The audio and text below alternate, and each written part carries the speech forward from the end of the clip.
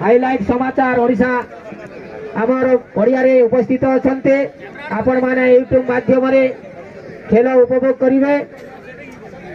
Odisha highlight समाचार। कलाहांडी जिला Dharamgarh block अंतर्गत तालपादर ग्रामठारे 8 दिवसीय फुटबॉल टूर्नामेंट अनुष्ठित होइथिला।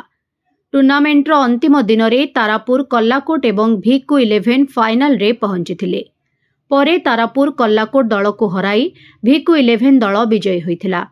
उक्त फाइनल खेल रे मुख्य अतिथि धर्मगढ़ विधायक श्रीजुक्त सुधीर रंजन पट्टजोशी, सम्मानित अतिथि Dharamgarh NSC chairman Ashok Mohanty, retired army Manoranjan Das, सम्मानीय वक्ता Badphulla ME school headmaster Giridhari Sahu, सम्मानीय प्रवक्ता उपशिक्षा अधिकारी धर्मगढ़ श्रीजुक्त अरूपानंद भोई, कोषाध्यक्ष श्रीजुक्त आकाश माझी, उपकोषाध्यक्ष मंटू माझी तथा आयोजक कमिटी कर्मकर्ता घनश्याम साहू, देवानंद साहू, रोहित साहू, दिलीप पुजारी, रवींद्र साहू, बद्रीनाथ गोपाल, जगन्नाथ पुजारी, अभिराम भोई, संजय भोई, ऋषिकेश साहू, बसंत साहू एमानंक परिश्रम बलरे टूर्नामेंट समाप्त होइथिला।